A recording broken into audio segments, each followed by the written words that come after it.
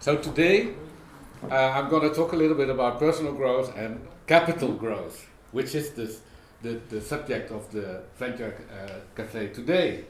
And what capital growth has to do with personal growth. So first I will elaborate a little bit about this, and then we try to formulate some cool questions by you. Because we are from the Socratic Design Academy in Spain, which means that we will not say that philosophers should go into companies and give advice. We will say philosophers like us should make people become philosophers, so that everybody can do that. But people don't know it because it never taught them. So that's basically what we always do, but we have to break a little bit the ice. That's why we have this Socratic design methodology. The Socratic design methodology, some of you have already had some sessions, but the point is the Socratic design methodology is a disruption totally of yourself. And why is that important? Well, if you look at the Boston Globe Consultancy, that's the only consultancy group I read because they're very smart, and they say if a company wants to grow and wants to survive, they need self-disruption. This is a very interesting thing. How can you disrupt yourself? If you don't do it, others will disrupt you. So then you're out of the business. That's easy. Yeah? We've seen that. How to disrupt yourself is the subject of Socratic design. And you can do it on a personal level and on a business level. And there is basically no difference because a business doesn't exist out of tables. Because you can move from one building to the other building and you still have your business. Because the business is the person. So the reason it's called Socratic design because Socrates essentially said it. I know that I don't know anything. Exactly. It's very destructive. But in order to start, let's look at this circle, and I'm going to expand a little bit this space. This is our narrative.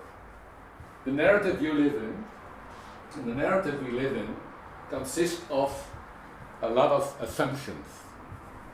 So if I ask you, for instance, do you have a body, or do you are a body, what would you say normally?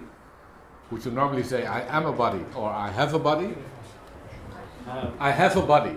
Most of you would say, I have a body, which is one of the strongest assumptions in our narrative.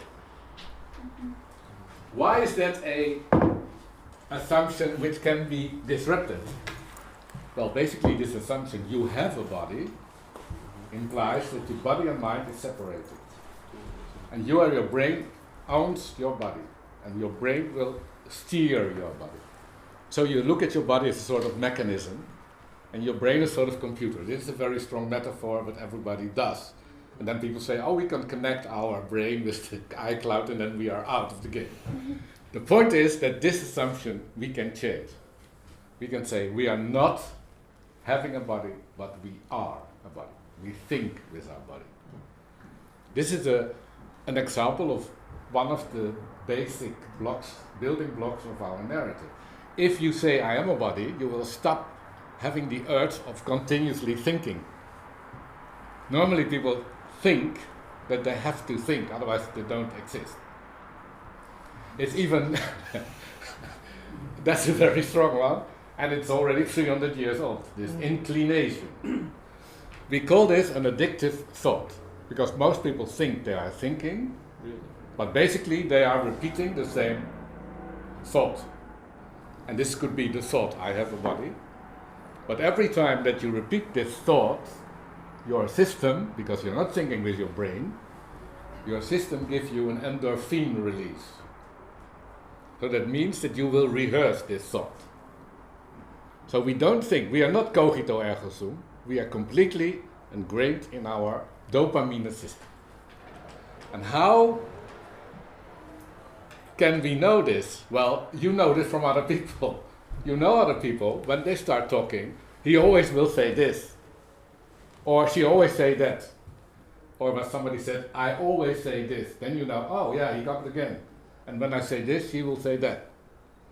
So this addictive thinking is in the discovery of a physicist and a philosopher, David Bohm. I happen to be also a physicist and a philosopher, and we have in common that we want to deconstruct reality. Because people believe there's a reality, but we are basically living in a narrative. And this is one of the strongest narratives, that the thinking process is a free cognitive space. And when we think together in the think tank and we be very innovative and we create new stuff, it will not. Because we are locked up in our narrative, in the yellow circle.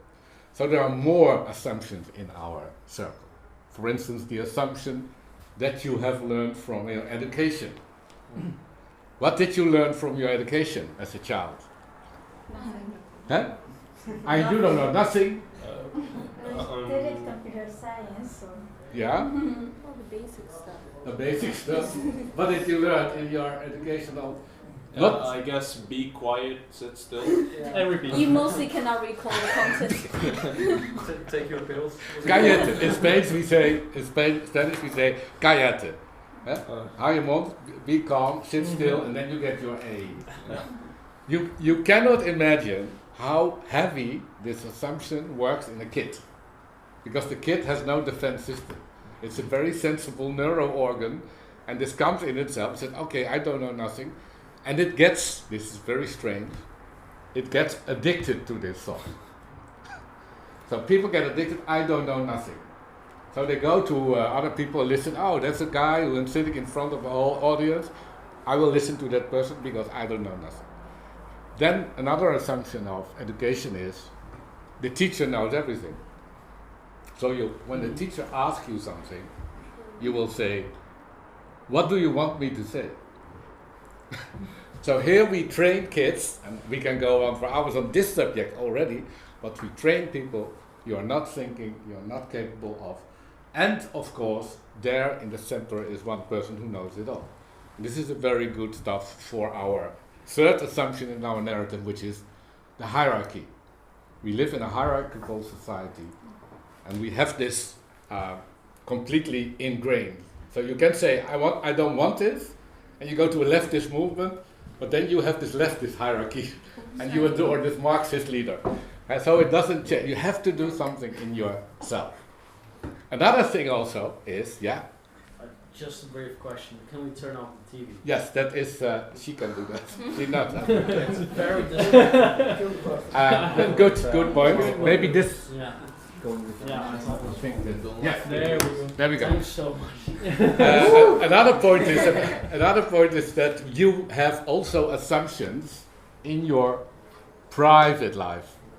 When you were a kid of 4, 5, 6, you have experienced traumatic experience or very good experience. In both cases, you have made very strong assumptions about yourself. So I always tell the story of a girl where the teacher said, you are a lantern without a light. So what does the kid must be having a lot of fear of being rejected by the whole society. Another one is a kid is being bullied all his time at school. So what does he do? He is very nice. So you see a person always very nice to everybody. Why he's so nice to everybody?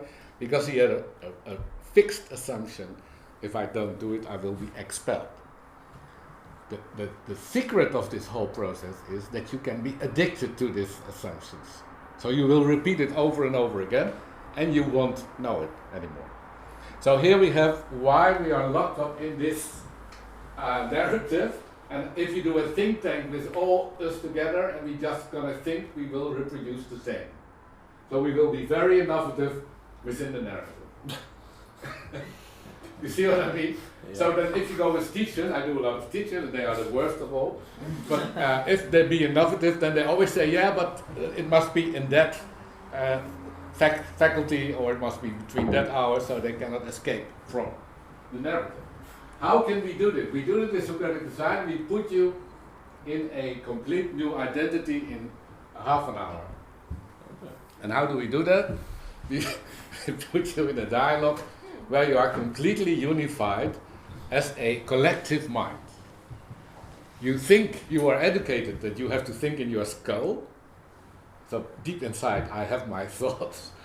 And we know that it's not true. And we can prove it by doing it. So you sit together, and we force you have to repeat what he has said, literally, and then you say, I repeat it, and then everybody say he didn't say that, and then you say yes, and then somebody no, and then somebody else will try, and from that moment everybody switches from locked in his ego in listening to the other. It's a very simple starting point, but we call this collaborative attention.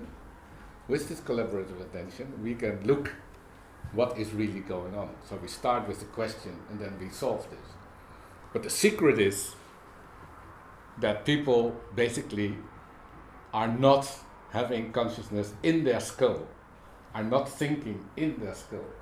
You are thinking in between. That's why you always need that partner to go to, or that colleague, or that interesting artist, or that whatever crazy guy, but then you will formulate that stuff. So thinking is happening in between us. This is the secret.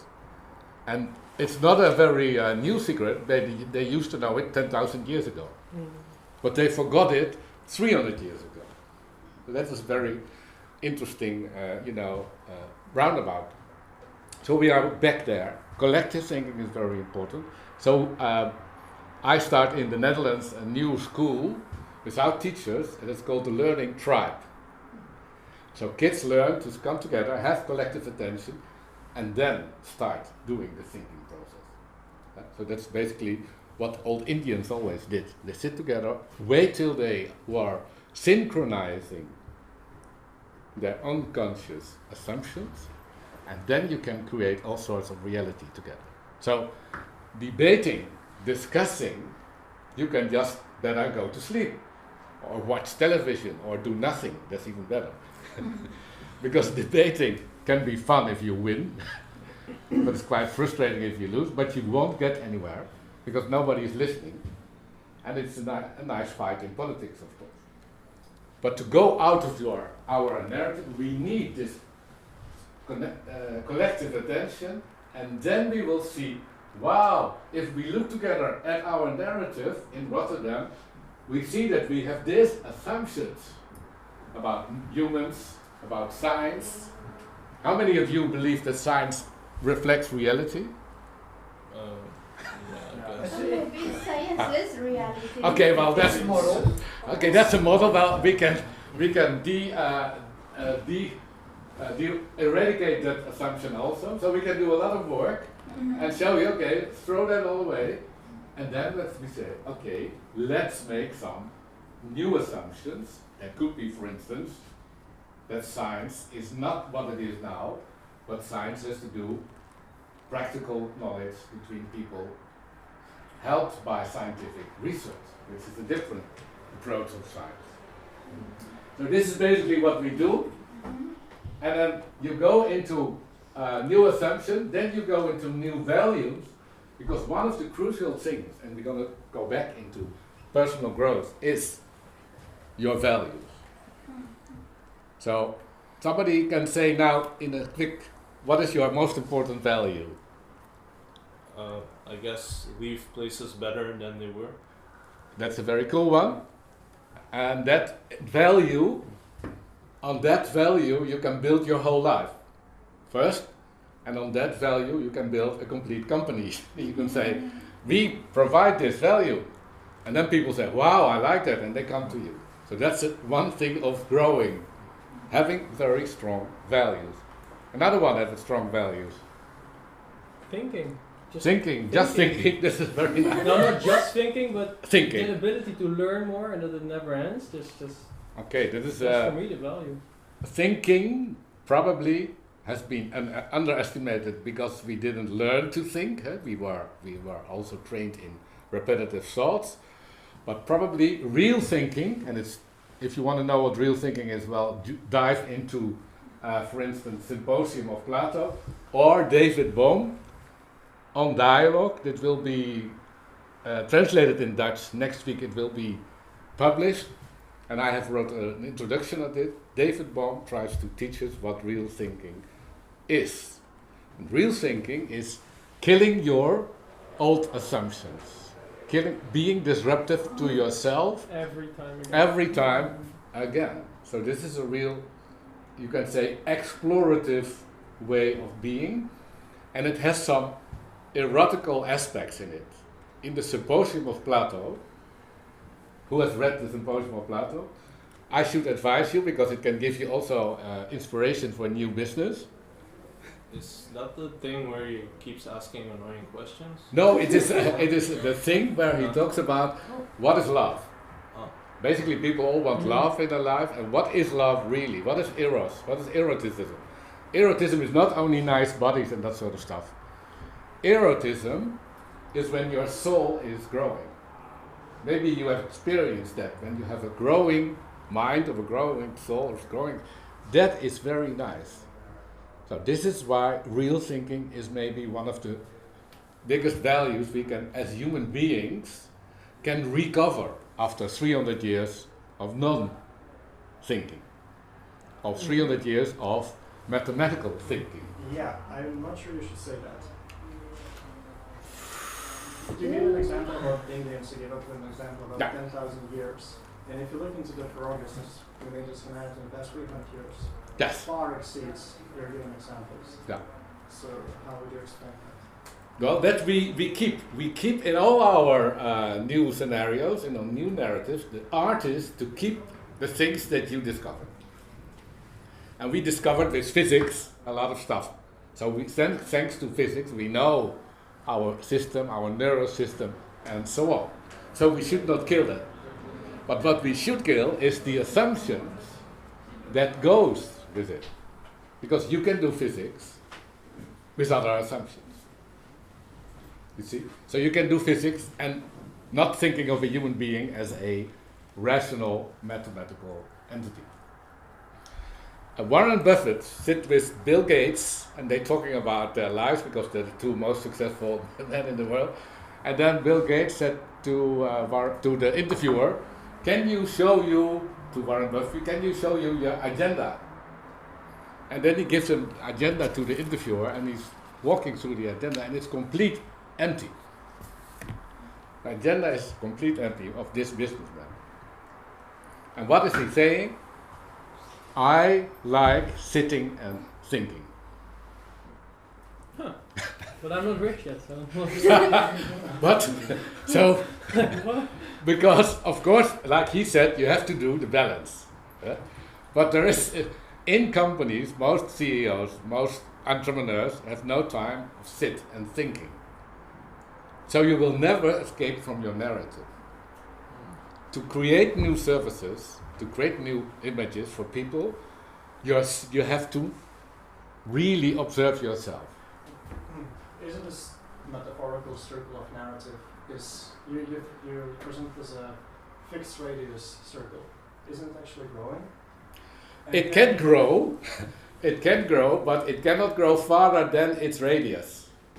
And the radius is like his assumptions. So we cannot escape, for instance, from our mathematical, conception of the world. And why do I tell this? Well, first that you know a little bit what is the Socratic design thing, and you can go further with yourself. So it's very good to be critical, but it's very more important to be critical about yourself, critical about your thoughts. And you can probably not do it on your own, so the dialogue is very interesting. So how can you do this? It's a very simple exercise. If you talk with somebody, then you ask somebody something, what is the best value in your life? And you will repeat the answer of the person literally, which is very hard. You will feel it. You will feel that you want to say, I had that too, of cool, of, well, that's not so nice. You have to kill that inclination. So you try to use your brain as a complete mirror. The person answers, and then you say, did you say this? You can do it with your partner. It's a very fertile process. And then the partner will say, I didn't say that. Can you repeat then what you said? And you try to do it again. And then say, yes.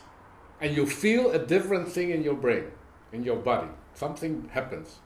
Because you had to kill your own substitution thoughts related to the answer. And then you ask the person, can you elaborate on that? And then the person will elaborate. And you will have again to repeat it. And you can do that for 1 hour. We have done it for 3 hours with the CEO. in front of all his personnel, and he discovered who he was in these 3 hours. And all the personnel discovered who he was. So that's my pattern. So this is a very simple exercise. But in the group exercise, like we do for business, so business comes to Spain. They are or in crisis, then they come to us, or they are really want to transform. So we have a big one from 3,000 people. The leader wants to transform because he's very bored with his life. He has everything, yes, blah, blah, blah, but I'm bored. So first he comes to the VIP training, we transform the leader, and then he says, wow, he had discovered his assumptions, which I call towers, which were his motivation to become rich. And his assumption was that he has no heart. Because he was 5 when his father came out of the court of justice, and his parents came out of the court of justice, and his father did not come out. Only his mother came, and he knew his father would never be free out of this prison in Istanbul. From that moment on, he froze his heart, so he couldn't feel anything. That's why he was a very successful entrepreneur, and he was very charming, so he had every week another woman. He said, that's my choice. I want to have every week another woman. But then we discovered that that was not his choice, but he was really prolongating his tower. You see what I mean?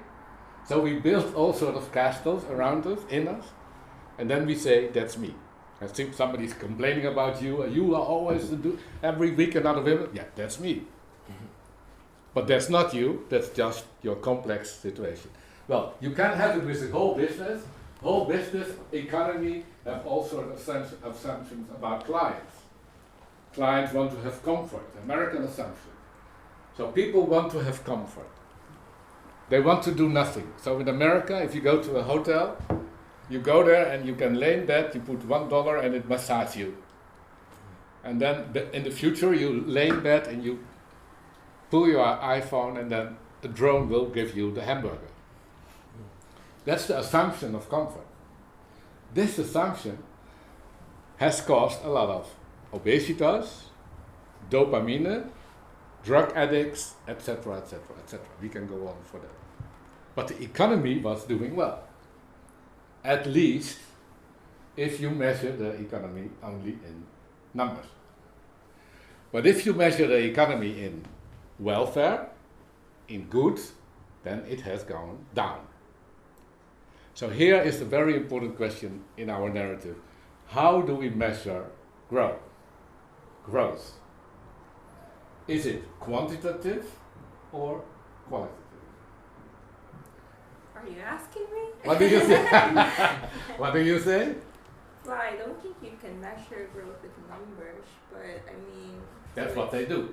Oh, yeah. Yeah. Huh? But that's of course, it has to do with our scientific approach.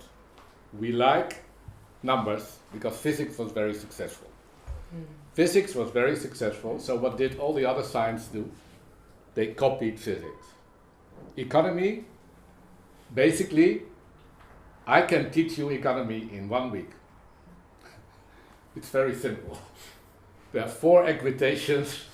You have to know to differentiate a little bit and talk a lot about it. And have a lot of numbers. It's correct or not? Oh, that's a big assumption. No, I did it because I worked when I was a student. I helped students to get into the exam, and there came 4 students of a high school. We have a 0 for economy. I said, okay, 2 weeks for the exam, we're gonna get you an A, and we did it because it's so simple. But it's, it's simple from the perspective of a scientist. No, from perspective of a mathematician. Okay. So if you know the mathematical googles, the giggles and the tricks, then you will be a fine economist. My friend who also studied physics, who was far better than me in physics, he became the best professor in economy in the University of Groningen and never touched any book of economy ever. Because he knew how to formulate differential revenue, make different formulas, put them in the computer and then say, oh yeah, it's going up. And then everybody, oh yeah, you're right. Must be up. So this is a very important, we have to get out of this number narrative, and the number narrative you have also in yourself, because you believe you have to meet numbers to calculate, etc., etc. We don't believe quality. We killed quality. But when the robots are coming, and they are coming to kill this narrative, then it's very nice, because the robots will say, you transformed yourself till calculating machines, we can do that better. So the robots are it's a very nice message. They will say, if you don't go back to your human character, we will wipe you out. So we have now one challenge, and that is go back to our human character. And everything that has to do with human character is quality. So if you want to have a personal growth connected to capital, because why is that connected? Why does a venture capitalist put money in your business? The Boston Consultancy Group have done all sorts of tests. And then they have, okay, all the objectives are good, this are good, that, and then the guy comes, or the girl, and they said, no, go away. Yeah, it's what I hear, or what I read mostly is, it's mostly vision, or like... Yes, it's vision, but it's more than the vision, it's character. They want to trust a character, which is very quality. So it's very crazy that the gods of numbers, at the end of the day, will go to their guts.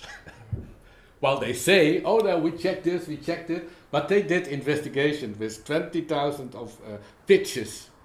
And what they found out, even objective guys were rejected character. And character is quality. Can I trust this quality? And if you want to read it, it's the Boston Globe Consultancy has a whole issue about how to pitch and what is a real venture capital. But now comes the question, why do we need a lot of capital?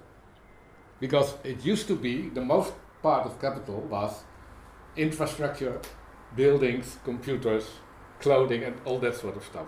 But we don't need it. You have it in your pocket, or it's here, just the whole company. So that's a very interesting question. What is capital? Well, basically, if we go from a quantitative world to a qualitative world, and if you read closely to all the big consultancy, they are saying it. One say, we need philosophers in the company. Well, that means that they say we cannot do with the economical, metrical. One said we need more empathy. Boston Globe said if you want to be successful in your company, kill the hierarchy. Everybody is a team. Stimulate crazy thinkers. Completely opposite than the business school model. When somebody is crazy or stupid or against, get him in and ask him, what does it mean? Disrupt yourself continuously. Disrupt yourself continuously, because we cannot maintain this story. We know this, because if you don't believe it, just look at the robots. They will do everything we do better, except empathic, quality, human interaction. So basically what we are. So What we originally are. What we lost. Exactly. We're so focused on. But we lost because we want to become metric, efficient, quantity. I always say it's just because we don't think. It's all habits. Yeah. So we started a course long ago, and everybody's like, there was a saying that if somebody's building something and you're in a group like us, none will help.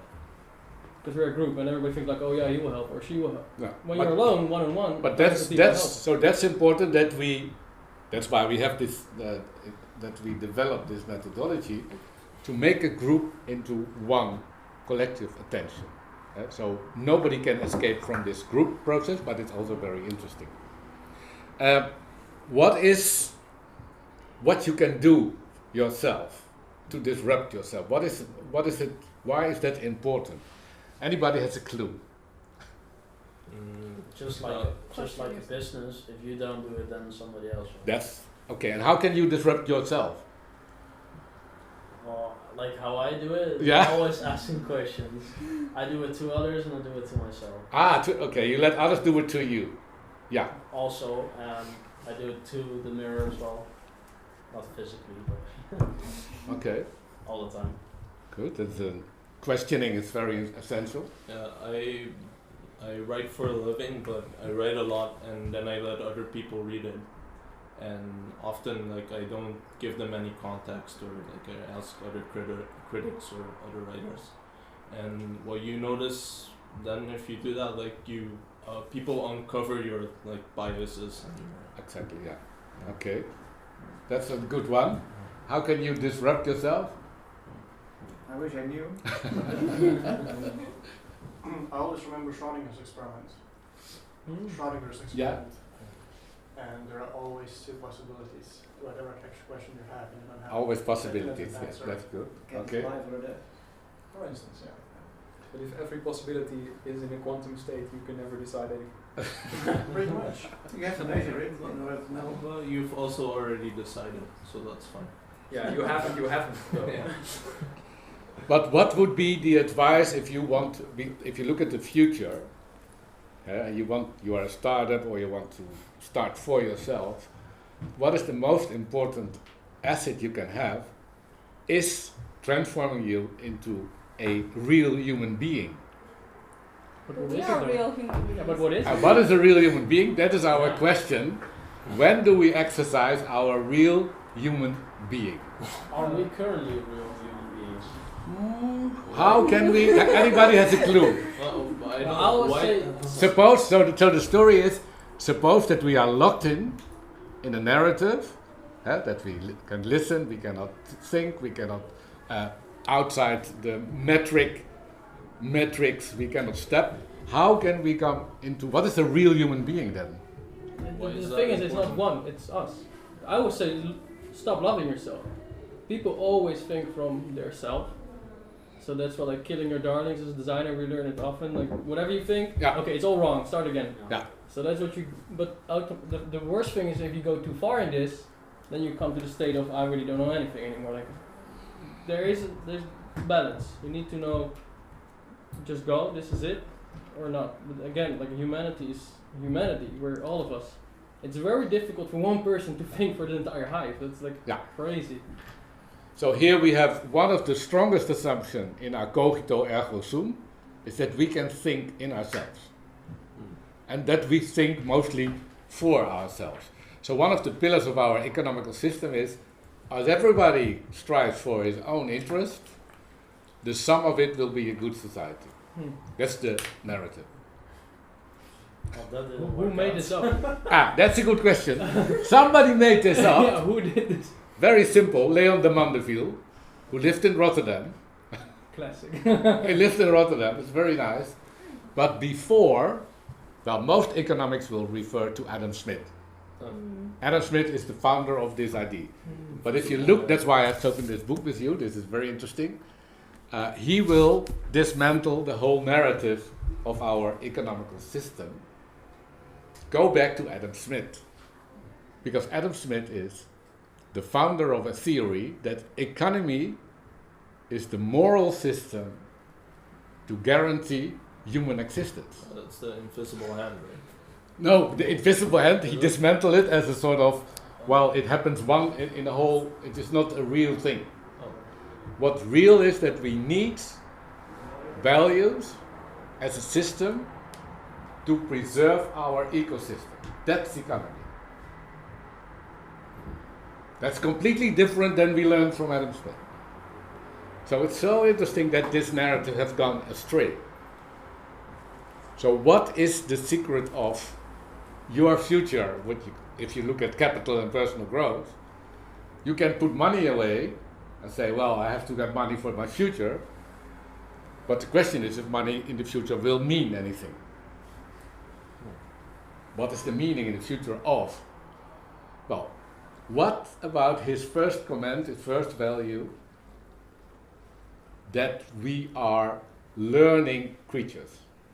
What about if learning and exploration in learning, not having smart repetitions of very difficult thoughts, but real exploration of your mind, what if that is the ticket to happiness already? What if learning together is basically the quality of life? So we just sit together 1 hour a day, come together in a place like this. Okay, we're gonna think together, we have attention, and we make this. That would be a different economy. But that would be the economy of goods. The economy of harvesting the good. And the economy of harvesting the good depends on good characters. So, if you believe in this, you have two important things to reflect on. I did learn to become a professor or to become a businessman or to become a graphic designer. Well, maybe that's the wrong idea. Maybe you should see learning as the most important moment in your day, because that is the enjoying your human existence. Easy to say. It is easy to say because we are locked up in the narrative that learning is something you don't like. If a child goes to education, high school, they say, you don't want to learn, you don't want to do your homework, you don't want to come in time, we give you that sort of punishment the first day. A niece of mine went to school in Rotterdam, now, a few years ago, and she said, I would love to go to school, but after the first day, they told me that all sort of nasty things. It appears that I don't want to go to school, and now I don't want to go anymore. So we have held deeply in ourselves a negative attitude towards learning, and we do learning when it has a objective, like getting a master or reaching something profitable. But what if we flip this whole narrative and say the most important quality in life is exploration. It is evolutionary wise very sound, because if you expand your brain, like Symposium said, it's an erotical activity. Expansion is an erotical activity, getting bigger literally, like so that means that we have a complete different economy. So if the people are talking about complete disruption by digital revolutions, what can you do? A company will live 5 years and then it will be disrupted. So what can you do? What do you mean? What can you do as a person, you preparing for the future? That's the thing. Think about. The thing is, you have to have the capacity, and that's the secret of what you are proposing basically. You have to have the capacity to operate in any situation. Yeah. That's called the poetic capacity. So basically, we stop the mechanical, rational era, and we go into the poetical, artistic era, where people can create in any situation, learning experience, create their day. And if you can do that, you have a lifelong capital. Because these people are needed. You see what I mean? Understand the narrative and having a sort of... But there's kind of a problem with this, because so if we say there's like this narrative, right?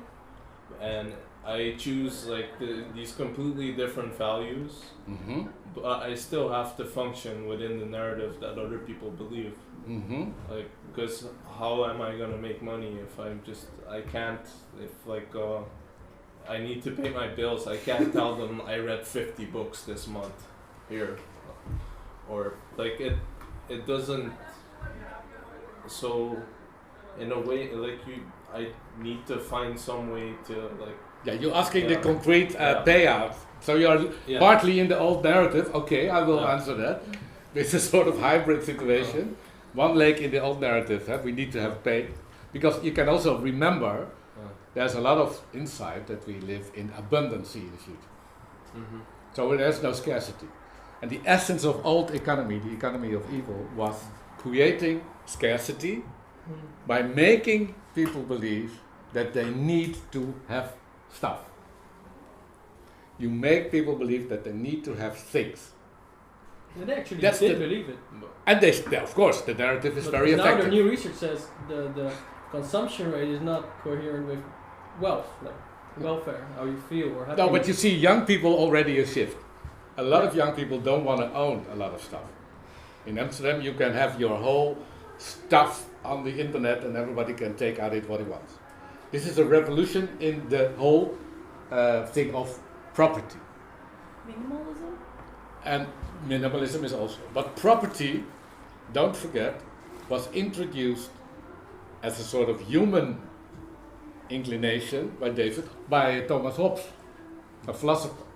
So he created the story that we need property to be safe, to fight against your neighbor.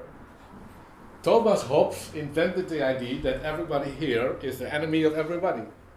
So what can we do? We say, okay, please, police, will you protect us? We believe this narrative.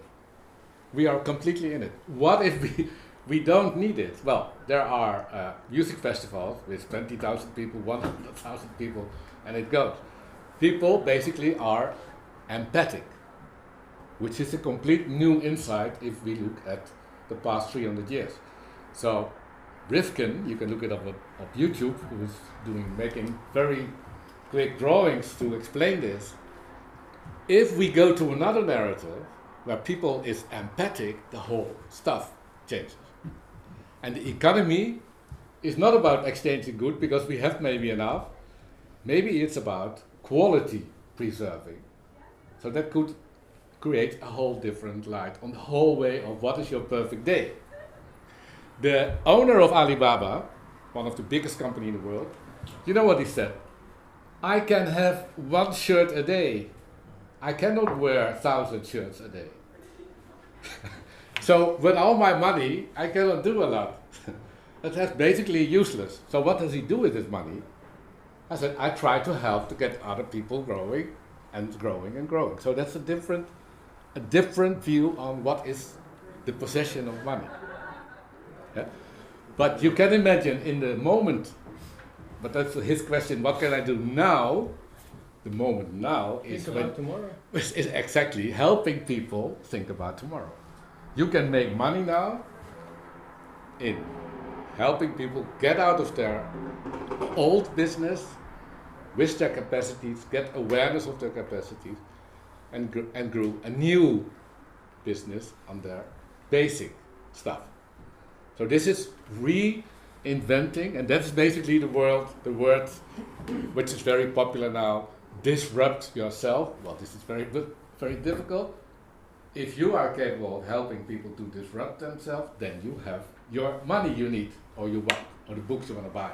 Basically, books are already free almost, but anyway. I don't really think it's disruption.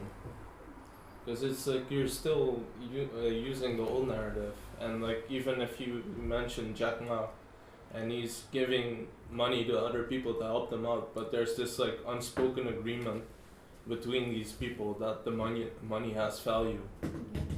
So, like, wouldn't it be completely different if we were to?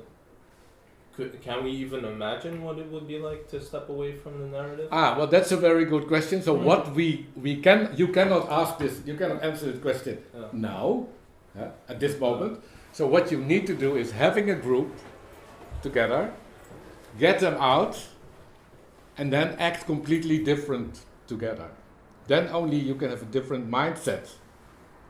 So it's impossible to just now think about, can we escape? Because first you have to discover what are my locked-in towers? What are my fixed assumptions? And one thing to remember is, if you want to know your most important assumptions, is when you are defensive against all sorts of positions. Because the defense is a sort of, a diagnosis, there is something going on. You see what I mean? So try to look where you want always to be defend something, and then go for it and say, okay, I'll give it up. because that's the way our system is working. Again, our system is not a rational, free mind. It is locked in dopamine and serotonin. And I want to give you for personal growth, a last advice is, and I have to explain it a little bit, to get rid of dopamine and stimulate more your serotonin. Anybody knows the difference between the dopamine in you and the serotonin in you? Yeah. The dopamine is something that you stimulate by outside, and the serotonin is something you stimulate inside. I'm going to explain it. Very good. The dopamine, and if you want to read more about it, The Hacking of the American Mind is a beautiful book, discovered how we are not only in the narrative locked in, but our mind is hacked. This guy has discovered, Robert Lustig, he discovered that we were massively dopamine injected with the sugar production in 1970 somewhere. It's an explosion of sugar production, and everybody believed fat is bad for you, lean is good, avoid all sorts of butter. So we started Unilever. The Unilever shares grown in that moment when the sugar started. It's a parallel development. Now we know that a lot of people died of cancer due to margarine. You know that, I hope. So please use real butter. But millions of people have used margarine to get leaner without any effect. What was the consequence? It was that the sugar production touched directly at your reptile brain, your lizard brain. So your lizard brain is very sensitive for dopamine.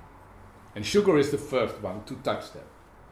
If you are dopamine satisfaction, the first signal of dopamine satisfaction is that you want more of the same. That's a very simple one. So when you have a dopamine satisfaction, you had it and you want another one. You have smoked a cigarette, the only thing you want is another one. Children have a sweet, the only thing is the next sweet. Dopamine have 4 receptors in your reptile brain, so they're very strong. You cannot beat them if you have them. And if you are dopamine addicted, well, take some measure, because it will occupy all the receptors also to transport serotonin. But Robert Lustig had discovered that the American society has hacked the brains of people by having this diet addiction. And he calls this the hacking of the American mind. And this is you can say, a drama of without limits, but it's getting worse, because the second addiction is the addiction to drugs and sex. It can also be very pornography, mostly. And because people can have sex without dopamine, can have sex with very happy interactions. But if you look for, you can understand that pornographic sensations have a lot of dopamine effect. There are people who cannot, there are students, they did an investigation in Rotterdam, students could not stop watching it at least 3 hours a day. Then we have social media, Facebook. Facebook tucks in dopamine. I talked with a student that's a jury of the Minister of Education in the Netherlands. I talked with schools.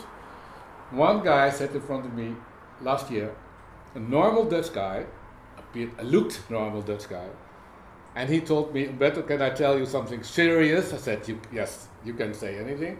I want to commit suicide. 11 in the morning in Helmond. And what was his whole issue? He said 10 hours at Facebook a day. Facebook, Instagram. And we know now that this is a so strong dopamine cycle that people who develop these apps know how to trigger this. You can see that. So here we have an interesting drama. How could this happen? This could happen because the American culture has as a fundamental law, you have the right in the pursuit of happiness. You know that, Jefferson. This right in the pursuit of happiness has been replaced. You have the right in the pursuit of pleasure. And pleasure is easy to sell because sugar is physical. Drugs is physical. Facebook is material. You can buy. You have to buy it. What is the other side? And religious probably knew this. Is the serotonin endorphin. Serotonin is produced in your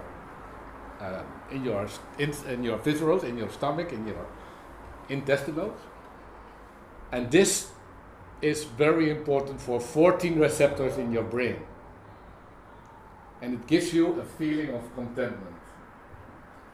So when you are happy, you walk somewhere, or you do your job, or you paint or you make your design, and you have this feeling of contentment. You remember? This is a feeling that doesn't need more, because it's in itself. But the problem with this feeling is you cannot sell it, because some people can do it themselves. If you practice drawing or piano or cooking or physics, I like to do physics for no reason, because it gives you a lot of contentment, or piano or whatever. So this is what he calls the hacking of the American mind. So if you put this together with all this, what we talked about, there's a lot of hunger. How can we become a real qualitative person? And probably one of the essential stuff is personal growth, but not in the material stuff, but in the mental stuff. Personal growth as a personality is an erotical activity, so we should skip schools. Learning we do the whole day. In Venture Café, for instance, there can come kids, but everybody can come, and we just start learning every day 2 hours, and then you have your perfect day scenario. And that is a different economy, and it's very nice that Thomas Sedlacek wrote about this. He said this is the old economy that the Jewish religion already had, and before that, that is the economy safeguarding our well-being, instead of making us having stuff without satisfaction, because the dopamine will not give you satisfaction. Well, I think, I hope you will reflect on this. And we see you next time.